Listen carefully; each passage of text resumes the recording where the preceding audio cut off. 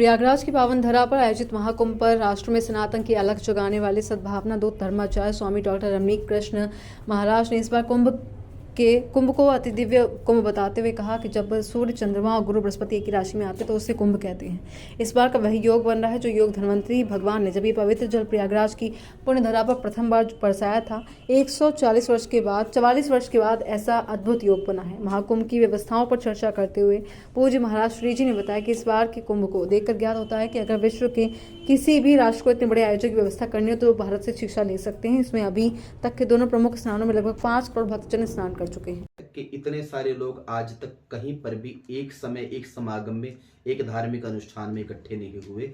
यहाँ पर ना जाति है, ना मत है, ना संप्रदाय है, सब कुछ समान है।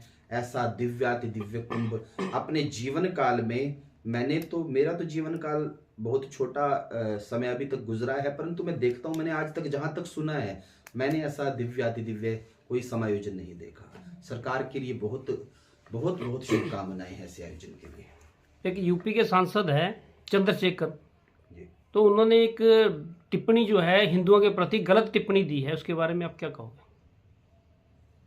देखिए, कुछ तथाकथित लोग जो सनातन के घोर विरोधी हैं, वास्तव में अगर मैं एक शब्द कहूँ तो इन सब का मूल है तो सनातन ही। ये निकले तो सनातन से ही हैं। ये अपने डीएनए चेक करवाएं, अंदर से इनके कहीं ना कहीं जो आज ये जिस बाबर की खोज में लगे हुए हैं, जो आज बाबर को अपना पिता बता रहे, औरंगजेब को अपना दादा बता रहे, मूलतः अंदर से तो ये सनातनी ही हैं। और आज ये कुंभ का विरोध कर रहे, ये कह रहे हैं कि कुंभ में वही लोग स्नान करने जा रहे हैं जिन्होंने पाप किए।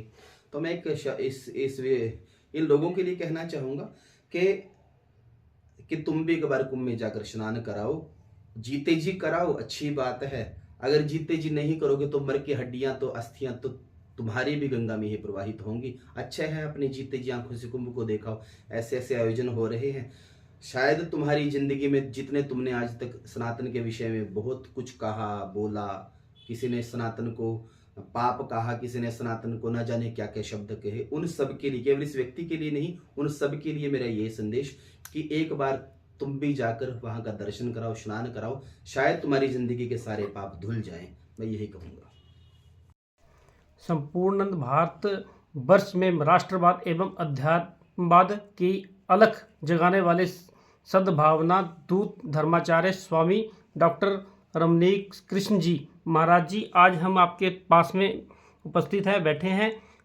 हम ये जानना चाहते हैं कि अब 144 साल बाद जो प्रयागराज के अंदर एक कुंभ का मेला लगा है, उसके बारे में आप क्या कहना चाहोगे?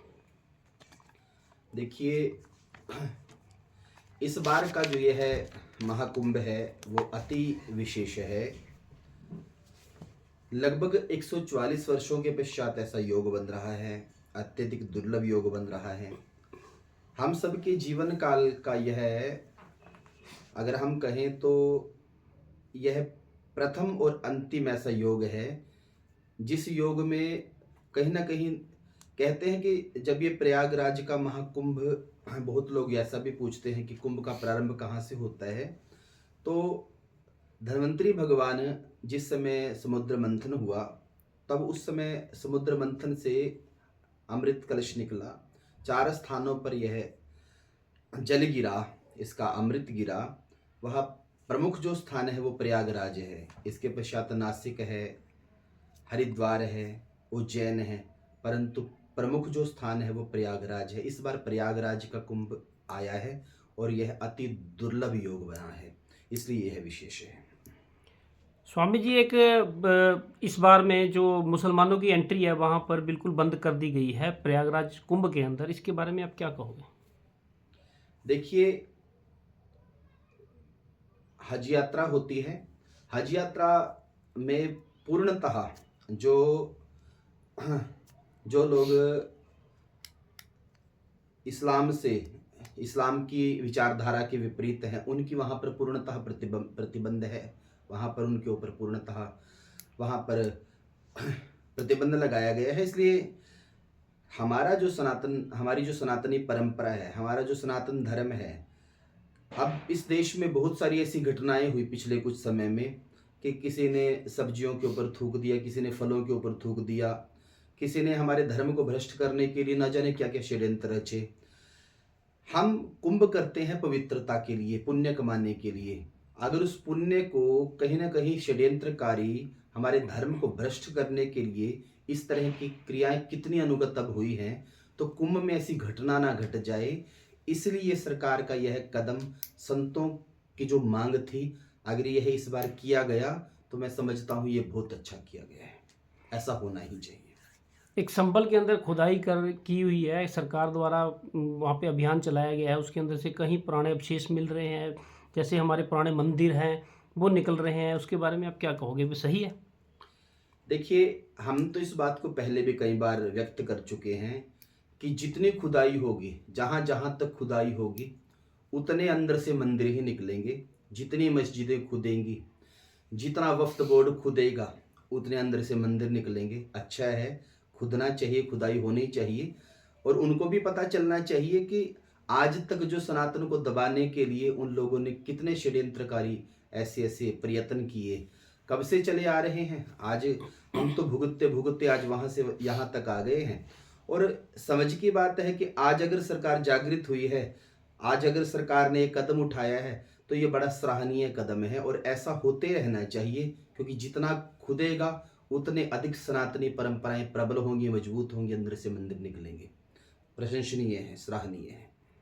स्वामी जी, एक मनीमाजरा के अंदर शिव मंदिर था, पुराना, बहुत पुराना मंदिर था, उसको तोड़ा गया है, तो उसमें काफ़ी आस्थाओं को, जो वहाँ के पूजा पाठ करने वाले जो भक्त थे वहाँ पे, उनकी काफ़ी आस्था को ठेस पहुँची है, तो उसके बारे में आप क्या कहो? देखिए,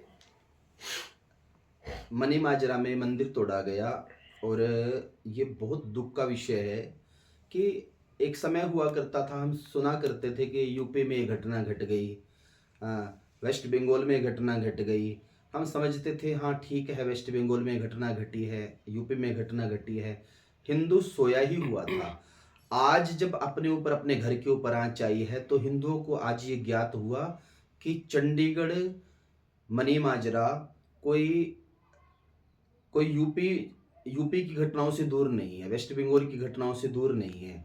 आज हमारे मंदिर तोड़े गए, मेरे पास फ़ोन आया, मुझे बहुत दुख हुआ। उस समय हम दिल्ली थे, तो बहुत दुख हुआ। और उस विषय में फिर एक विचार हुआ कि वहाँ की कमेटी ने हमसे प्रार्थना करी कि आप हमारे पुनः नवनिर्माण के लिए एक भागवत कथा का आयोजन वहाँ पर करें। 18 तारीख से हम वहाँ पर भागवत कर रहे हैं, 18 से 24 तारीख तक।